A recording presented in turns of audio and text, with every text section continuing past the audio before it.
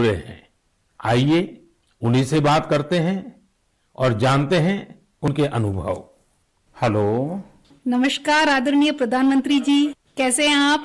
मैं ठीक हूँ, आप कैसे हैं अपर्णा जी? बिल्कुल बढ़िया सर जी। सबसे पहले मैं बैंगलोर स्टोरी टेलिंग सोसाइटी की ओर से धन्यवाद देना चाहती हूँ कि आपने हमारे जैसे कलाकारों को इस मंच पे बुलाया है और बात कर रहे हैं। और मैंने सुना है कि आज तो शायद आपकी पूरी टीम भी आपके साथ बैठी हुई है। जी जी बिल्कुल बिल्कुल सर। तो अच्छा होगा कि आपकी टीम का परिचय करवा दें ताकि मन की बात के जो श्रोता है उनको परिचय हो जाए कि आप लोग कैसा बड़ा अभियान चला रहे हैं। सर, मैं अपर्णा आत्रेया हूँ। मैं 2 बच्चों की माँ हूँ, एक भारतीय वायुसेना के अफसर की बीवी हूँ और एक पैशनेट स्टोरी टेलर हूँ सर। स्टोरी टेलिंग की शुरुआत 15 साल पहले हुई थी जब मैं सॉफ्टवेयर इंडस्ट्री में काम कर रही थी। तब मैं CSR प्रोजेक्ट्स में वॉलंटरी काम करने के लिए जब गई थी, तब हजारों बच्चों को कहानियों के माध्यम से शिक्षा देने के मौका मिला। और ये कहानी जो मैं बता रही थी वो अपनी दादी माँ से सुनी थी, लेकिन जब कहानी सुनने वक्त मैं जो खुशी उन बच्चों में देखा, मैं क्या बोलूं आपको, कितनी मुस्कुराहट थी, कितनी खुशी थी। तो उसी समय मैंने तय किया कि स्टोरी टेलिंग मेरे जीवन का एक लक्ष्य होगा सर। आपकी टीम में और कौन है वहाँ? मेरे साथ हैं शैलजा संपत। नमस्कार सर। नमस्ते जी। मैं शैलजा संपत बात कर रही हूँ। मैं तो पहले टीचर थी, उसके बाद जब मेरे बच्चे बड़े हुए तब मैंने थिएटर में काम शुरू किया और फाइनली कहानियों को सुनाने में सबसे ज्यादा संतृप्त मिला। धन्यवाद। मेरे साथ सौम्या है। नमस्कार सर। नमस्ते जी। मैं हूँ सौम्या श्रीनिवासन। मैं एक साइकोलॉजिस्ट हूँ। मैं जो काम करती हूँ बच्चों और बड़े लोगों के साथ, उसमें मैं कहानियों के द्वारा मनुष्य के नव रसाओं को जगाने में कोशिश करती हूँ और उसके साथ चर्चे भी करती हूँ। यह मेरी लक्ष्य है, healing and transformative story telling. नमस्ते सर। नमस्ते जी। मेरा नाम अपर्णा जयशंकर है। वैसे तो मेरी सौभाग्य है कि मैं अपनी नाना नानी और दादी के साथ इस देश के विभिन्न भागों में पली हूँ, इसीलिए रामायण, पुराणों और गीता की कहानियां मुझे विरासत में हर रात को मिलती थी। और बैंगलोर स्टोरी टेलिंग सोसाइटी जैसी संस्था है तो मुझे तो स्टोरी टेलर बनना ही था। मेरे साथ मेरे साथी लावण्या प्रसाद है। लावण्या जी नमस्ते। नमस्ते sir. I am an electrical engineer turned professional storyteller. Sir, I grew up listening to stories from my grandfather. I work with senior citizens in my special project called Roots, where I help them document their life stories for their families. Lavanya ji आपको बहुत बधाई। और जैसा आपने कहा, मैंने भी एक बार मन की बात में सबको कहा था कि आप परिवार में अपने दादा दादी नाना नानी है तो उनसे उनके बचपन की कहानियां पूछिए और उसको टैप कर लीजिए, रिकॉर्ड कर लीजिए, बहुत काम आएगा, ये मैंने कहा था। लेकिन मुझे अच्छा लगा कि एक तो आप सबने जो परिचय दिया अपना, उसमें भी आपकी कला, आपकी कम्युनिकेशन स्किल और बहुत ही कम शब्दों में बहुत ही बढ़िया ढंग से आपने अपना परिचय करवाया, इसलिए भी मैं आपको बधाई देता हूँ। Thank you sir, thank you. अब जो हमारे श्रोता लोग हैं मन की बात के, उनका भी मन करता होगा कहानी सुनने का। क्या मैं आपको रिक्वेस्ट कर सकता हूँ, एक तो कहानी सुनाएं आप लोग? जी बिल्कुल, ये तो हमारा सौभाग्य है जी। चलिए चलिए सुनते हैं कहानी एक राजा की। राजा का नाम था कृष्णदेवराय और राज्य का नाम था विजयनगर। अब राजा हमारे थे तो बड़े गुणवान, अगर उनमें कोई खोट बतानी ही था तो वो था उनका अधिक प्रेम अपने मंत्री तेनालीरामा की ओर और दूसरा भोजन की ओर। राजा जी हर दिन दोपहर के भोजन के लिए बड़े आस से बैठते थे कि आज कुछ अच्छा बना होगा, और हर दिन उनके बावर्ची उन्हें वही बेजान सब्जियां खिलाते थे। तुरई, लौकी, कद्दू, टिंडा। ऐसे ही एक दिन राजा ने खाते खाते गुस्से में थाली फेंक दिया और अपने बावर्ची को आदेश दिया, या तो कल कोई दूसरा स्वादिष्ट सब्जी बनाना या फिर कल मैं तुम्हें सूली पे चढ़ा दूंगा। बावर्ची बेचारा डर गया। अब नई सब्जी के लिए वो कहाँ जाए? बावर्ची भागा भागा चला सीधे तेनालीरामा के पास और उसे पूरी कहानी सुनाई। सुनकर तेनालीरामा ने बावर्ची को उपाय दिया। अगले दिन राजा दोपहर के भोजन के लिए आए और बावर्ची को आवाज दिए आज कुछ नया स्वादिष्ट बना है या मैं सूली तैयार कर दूं? डरे हुए बावर्ची ने झटपट से थाली सजाया और राजा के लिए गर्मा गर्म खाना परोसा। थाली में नई सब्जी थी। राजा उत्साहित हुए और थोड़ी सी सब्जी चखे। वाह, क्या सब्जी थी!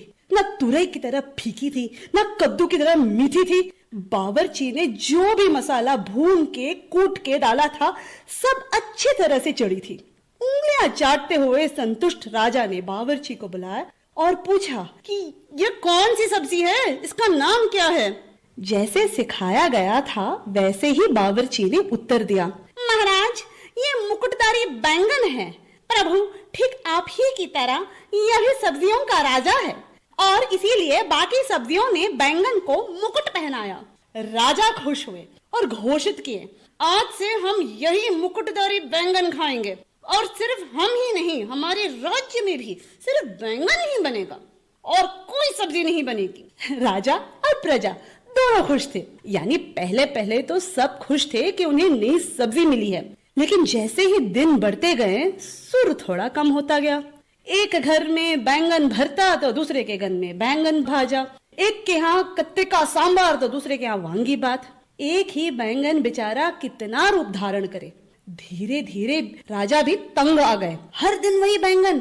और एक दिन ऐसे आया कि राजा ने बावर्ची को बुलाया और खूब डांटा, तुमसे किसने कहा कि बैंगन के सर में मुकुट है?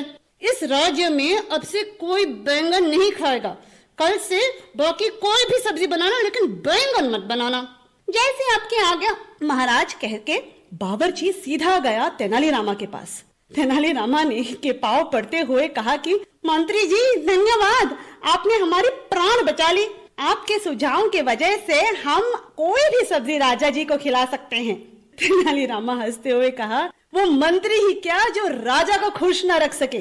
और इसी तरह राजा कृष्णदेवराय और मंत्री तेनालीरामा की कहानियां बनती रही और लोग सुनते रहे। धन्यवाद। आपने बात में इतनी एग्जैक्टनेस थी, इतनी बारीकियों को पकड़ा था। मैं समझता हूँ बच्चे बड़े जो भी सुनेंगे कई चीजों का स्मरण रखेंगे। बहुत बढ़िया ढंग से आपने बताया। और विशेष कोइंसिडेंस ऐसा है कि देश में पोषण माह चल रहा है और आपकी कथा भोजन से जुड़ी हुई है। और मैं जरूर ये जो स्टोरी टेलर्स आप लोग हैं और भी लोग हैं, हमें किस प्रकार से हमारे देश की नई पीढ़ी को हमारे महान महापुरुष, महान माताएं बहनें जो हो गई हैं, कथाओं के माध्यम से उनके साथ कैसे जोड़ा जाए। हम कथा शास्त्र को और अधिक कैसे प्रचारित करें, पॉपुलर करें और हर घर में अच्छी कथा कहना, अच्छी कथा बच्चों को सुनाना, ये जाने जीवन की बहुत बड़ी क्रेडिट हो, ये वातावरण कैसे बनाए, उस दिशा में हम सब ने मिलकर काम करना चाहिए। लेकिन मुझे बहुत अच्छा लगा आप लोगों से बात करने कर और मैं आप सबको बहुत शुभकामनाएं देता हूं। धन्यवाद। धन्यवाद सर। कहानी के द्वारा संस्कार सरिता को आगे बढ़ाने वाली इन बहनों को हमने सुना। मैं जब उनसे फोन पे बात कर रहा था, इतनी लंबी बात थी, तो मुझे लगा कि मन की बात के समय की सीमा है, तो मेरे उनसे जो बातें हुई है वो सारी बातें मैं मेरे नरेंद्र मोदी ऐप पर अपलोड करूंगा। पूरी कथाएं जरूर वहां सुनिए। अभी मन की बात में तो मैंने उसका बहुत छोटा सा अंश ही आपके सामने प्रस्तुत किया है। मैं जरूर आपसे आग्रह करूंगा, परिवार में हर सप्ताह आप कहानियों के लिए कोई समय निकालिए। और ये भी कर सकते हैं कि परिवार के हर सदस्य को हर सप्ताह के लिए एक विषय तय करें। जैसे मानो करुणा है, संवेदनशीलता है, पराक्रम है, त्याग है, शौर्य है, कोई एक भाव। और परिवार के सभी सदस्य उस सप्ताह एक ही विषय पर सबके सब लोग कहानी ढूंढेंगे और परिवार के सब मिलकर के एक एक कहानी कहेंगे। आप देखिए परिवार में कितना बड़ा खजाना हो जाएगा, रिसर्च का कितना बढ़िया काम हो जाएगा, हर किसी को कितना आनंद आएगा और परिवार में एक नई प्राण, नई ऊर्जा आएगी। उसी प्रकार से हम एक काम और भी कर सकते हैं। मैं कथा सुनाने वाले सबसे आग्रह करूंगा, हम आजादी के 75 वर्ष मनाने जा रहे हैं। क्या हम हमारी कथाओं में पूरे गुलामी के कालखंड की जितनी प्रेरक घटनाएं हैं उनको कथाओं में प्रचारित कर सकते हैं। विशेषकर 1857 से 1947 तक हर छोटी मोटी घटना से हम हमारी नई पीढ़ी को कथाओं के द्वारा परिचित करा सकते हैं। मुझे विश्वास है कि आप लोग जरूर इस काम को करेंगे। कहानी कहने की ये कला देश में और अधिक मजबूत बने, और अधिक प्रचारित हो और सहज बने, इसलिए आओ हम सब प्रयास करें। मेरे प्यारे देशवासियों, आइए कहानियों की दुनिया से अब हम 7 समंदर पार चलते हैं। ये आवाज सुनिए। नमस्ते भाइयों और बहनों, मेरा नाम शेरू डमले है। मैं वेस्ट अफ्रीका के एक देश माली से हूँ। मुझे फरवरी में भारत में विश्व के सबसे बड़े धार्मिक त्योहार कुंभ मेला में शामिल होने का अवसर मिला। मेरे लिए ये बहुत ज्यादा गर्व की बात है। मुझे कुंभ मेला में शामिल होकर बहुत अच्छा लगा और भारत के कल्चर को देखकर बहुत कुछ सीखने को मिला। मैं विनती करना चाहता हूँ कि हम लोगों को एक बार फिर भारत विजिट करने का अवसर दिया जाए ताकि हम और भारत के बारे में सीख सकें। नमस्ते। है ना मजेदार? तो ये थे माली के सेदू देम्बेले। माली भारत से दूर पश्चिम अफ्रीका का एक बड़ा और लैंडलॉक्ड देश है। सेदू देम्बेले माली के एक शहर कीटा के एक पब्लिक स्कूल में शिक्षक हैं। वे बच्चों को इंग्लिश, म्यूजिक और पेंटिंग, ड्राइंग पढ़ाते हैं, सिखाते हैं। लेकिन उनकी एक और पहचान भी है। लोग उन्हें माली के हिंदुस्तान का बाबू कहते हैं और उन्हें ऐसा कहलाने में बहुत गर्व की अनुभूति होती है। प्रत्येक रविवार को दोपहर बाद वे माली में 1 घंटे का रेडियो कार्यक्रम प्रस्तुत करते हैं। इस कार्यक्रम का नाम है Indian frequency on Bollywood songs. इसे वे पिछले 23 वर्षों से प्रस्तुत करते आ रहे हैं। इस कार्यक्रम के दौरान वे फ्रेंच के साथ साथ माली की लोक भाषा बमबारा में भी अपनी कमेंट्री करते हैं और बड़े नाटकीय ढंग से करते हैं। भारत के प्रति उनके मन में अगाध प्रेम है। भारत से उनके गहरे जुड़ाव की एक और वजह यह भी है कि उनका जन्म भी 15 अगस्त को हुआ था। सेदू जी ने 2 घंटे का एक और कार्यक्रम अब प्रत्येक रविवार रात 9 बजे शुरू किया है। इसमें वे बॉलीवुड की एक पूरी फिल्म की कहानी फ्रेंच और बमबारा में सुनाते हैं। कभी कभी किसी इमोशनल सीन के बारे में बात करते समय वे स्वयं भी और उनके श्रोता भी एक साथ रो पड़ते हैं। सेदू जी के पिता ने ही भारतीय संस्कृति से उनकी पहचान करवाई थी। उनके पिता सिनेमा थिएटर में काम करते थे और वहां भारतीय फिल्में भी दिखाई जाती थी। इस 15 अगस्त को उन्होंने हिंदी में एक वीडियो के माध्यम से भारत के लोगों को स्वतंत्रता दिवस की शुभकामनाएं दी थी। आज उनके बच्चे भारत का राष्ट्रगान आसानी से गाते हैं। आप ये दोनों वीडियो जरूर देखें और उनके भारत प्रेम को महसूस करें।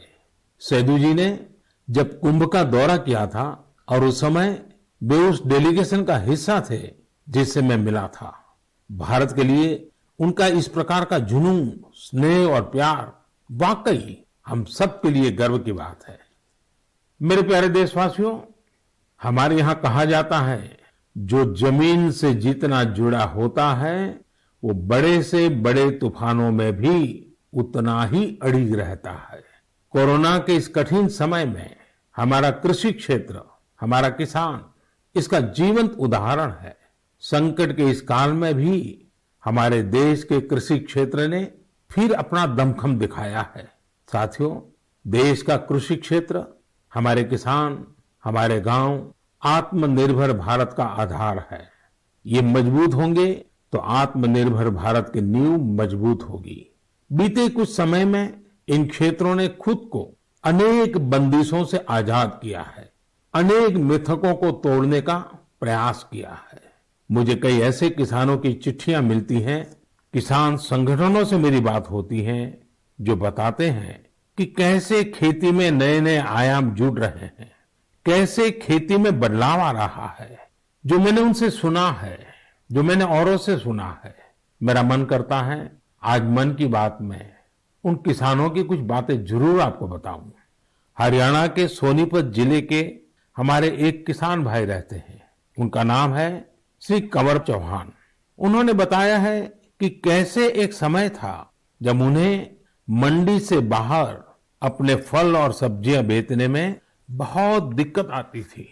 अगर वो मंडी से बाहर अपने फल और सब्जियां बेचते थे तो कई बार उनके फल, सब्जी और गाड़ियां तक जब्त हो जाती थी। लेकिन 2014 में फल और सब्जियों को एपीएमसी एक्ट से बाहर कर दिया गया। इसका उन्हें और आसपास के साथी किसानों को बहुत फायदा हुआ। 4 साल पहले उन्होंने अपने गांव के साथी किसानों के साथ मिलकर एक किसान उत्पादक समूह की स्थापना की। आज गांव के किसान स्वीट कॉर्न और बेबी कॉर्न की खेती करते हैं। उनके उत्पाद आज दिल्ली की आजादपुर मंडी, बड़ी रिटेल चेन तथा 5 स्टार होटलों में सीधे सप्लाई हो रहे हैं।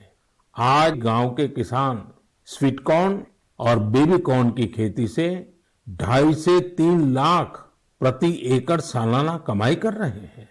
इतना ही नहीं, इसी गांव के 60 से अधिक किसान नेट हाउस बनाकर, पॉली हाउस बनाकर टमाटर, खीरा, शिमला मिर्च, इसकी अलग अलग वैरायटी का उत्पादन करके हर साल प्रति एकड़ 10 से 12 लाख रुपए तक की कमाई कर रहे हैं।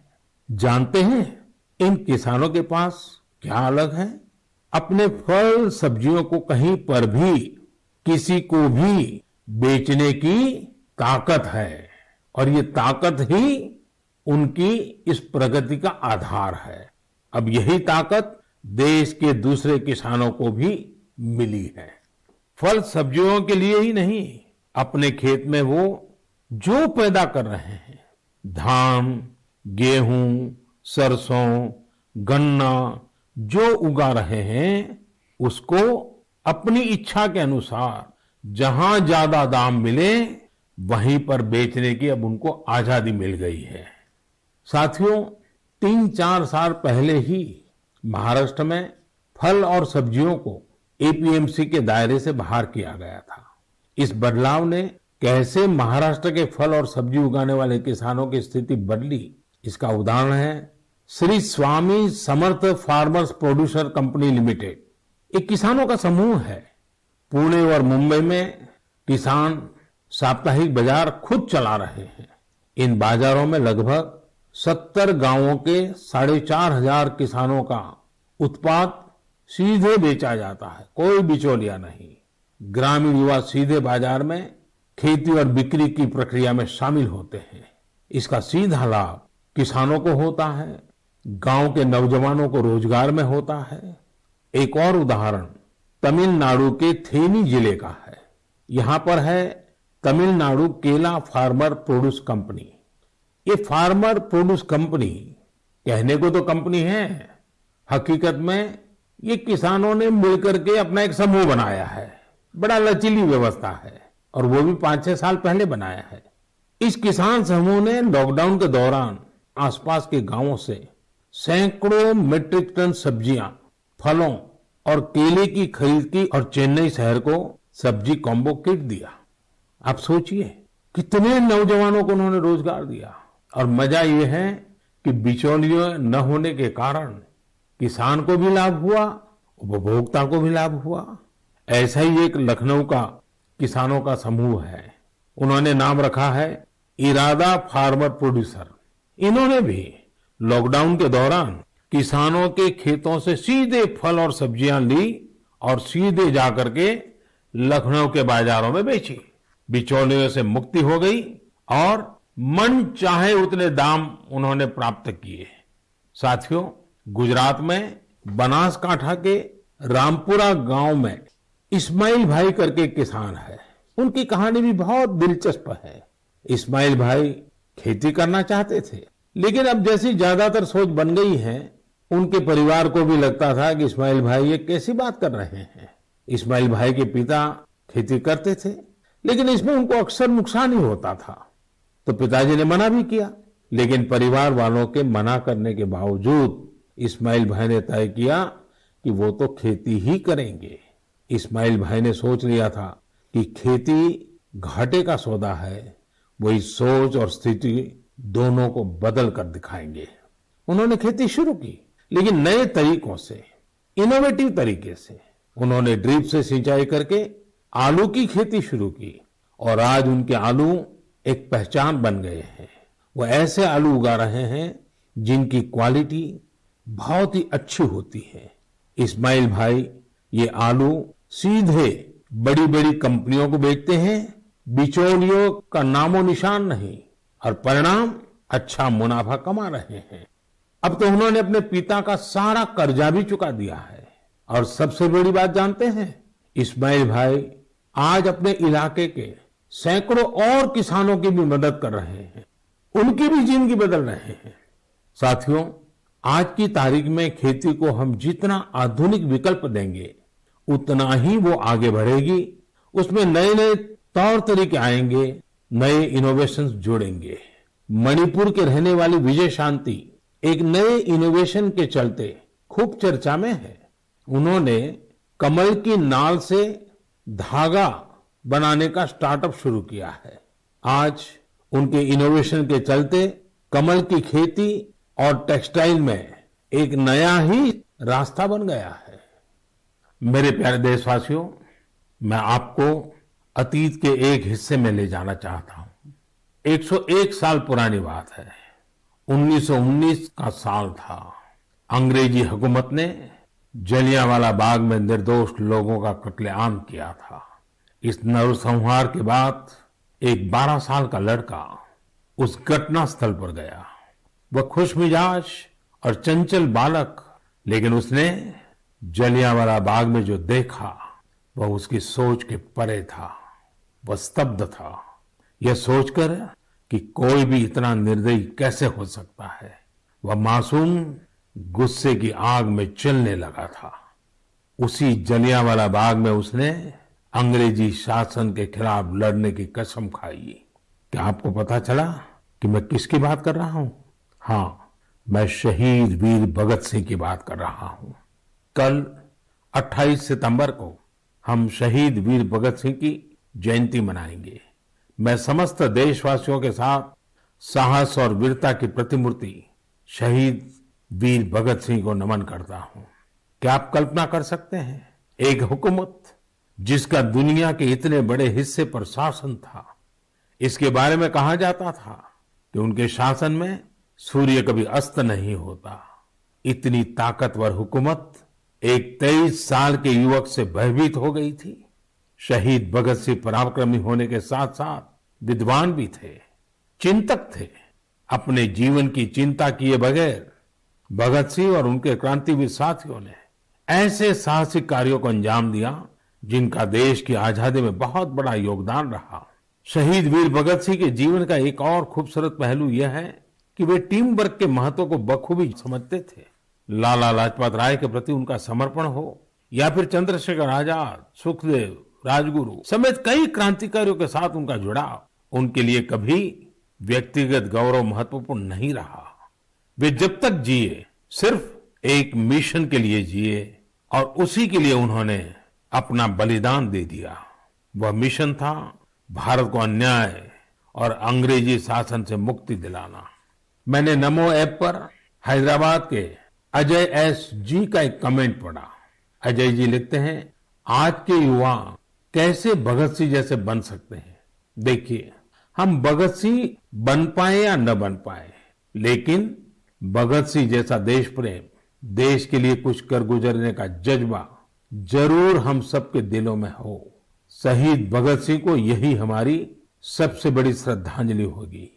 4 साल पहले लगभग यही समय था जब सर्जिकल स्ट्राइक के दौरान दुनिया ने हमारे जवानों के साहस, शौर्य और निर्भीकता को देखा था। हमारे बहादुर सैनिकों का एक ही मकसद और एक ही लक्ष्य था, हर कीमत पर भारत मां के गौरव और सम्मान की रक्षा करना। उन्होंने अपनी जिंदगी की जरा भी परवाह नहीं की। वे अपने कर्तव्य पथ पर आगे बढ़ते गए और हम सब ने देखा कि किस प्रकार वे विजयी होकर के सामने आए, भारत माता का गौरव बढ़ाया। मेरे प्यारे देशवासियों, आने वाले दिनों में हम देशवासी कई महान लोगों को याद करेंगे जिनका भारत के निर्माण में अमिट योगदान है। 2 अक्टूबर हम सबके लिए पवित्र और प्रेरक दिवस होता है। यह दिन मां भारती के 2 सपूतों महात्मा गांधी और लाल बहादुर शास्त्री को याद करने का दिन है। पूज्य बापू के विचार और आदर्श आज पहले से कहीं ज्यादा प्रासंगिक है। महात्मा गांधी का जो आर्थिक चिंतन था, अगर उस स्पिरिट को पकड़ा गया होता, समझा गया होता, उस रास्ते पर चला गया होता, तो आज आत्मनिर्भर भारत अभियान की जरूरत ही नहीं पड़ती। गांधी जी के आर्थिक चिंतन में भारत की नस नस की समझ थी, भारत की खुशबू थी। पूज्य बापू का जीवन हमें याद दिलाता है कि हम ये सुनिश्चित करें कि हमारा हर कार्य ऐसा हो जिससे गरीब से गरीब व्यक्ति का भला हो। वहीं शास्त्री जी का जीवन हमें विनम्रता और सादगी का संदेश देता है। 11 अक्टूबर का दिन भी हमारे लिए बहुत ही विशेष होता है। इस दिन हम भारत रत्न लोकनायक जयप्रकाश जी को उनकी जयंती पर स्मरण करते हैं। जेपी ने हमारे लोकतांत्रिक मूल्यों की रक्षा में अग्रणी भूमिका निभाई है। हम भारत रत्न नानाजी देशमुख को भी याद करते हैं, जिनकी जयंती भी 11 तारीख को ही है। नानाजी देशमुख जयप्रकाश नारायण जी के बहुत निकट साथी थे। जब जेपी भ्रष्टाचार के खिलाफ जंग लड़ रहे थे तो पटना में उन पर प्राण घातक हमला किया गया था। तब नानाजी देशमुख ने वो वार अपने ऊपर ले लिया था। इस हमले में नानाजी को काफी चोट आई थी, लेकिन जेपी का जीवन बचाने में वो कामयाब रहे थे। इस 12 अक्टूबर को राजमाता विजयाराजे सिंधिया जी की भी जयंती है। उन्होंने अपना पूरा जीवन लोगों की सेवा में समर्पित कर दिया। वे एक राज परिवार से थी। उनके पास संपत्ति, शक्ति और दूसरे संसाधनों की कोई कमी नहीं थी, लेकिन फिर भी उन्होंने अपना जीवन एक मां की तरह वात्सल्य भाव से जन सेवा के लिए खपा दिया। उनका हृदय बहुत उदार था। इस 12 अक्टूबर को उनके जन्म शताब्दी वर्ष के समारोह का समापन दिवस होगा। और आज जब मैं राजमाता जी की बात कर रहा हूं तो मुझे भी एक बहुत ही भावुक घटना याद आती है। वैसे तो उनके साथ बहुत सालों तक काम करने का मौका मिला, कई घटना है, लेकिन मेरा मन करता है मैं आज एक घटना का जरूर जिक्र करूं। कन्याकुमारी से कश्मीर हम एकता यात्रा लेकर के निकले थे।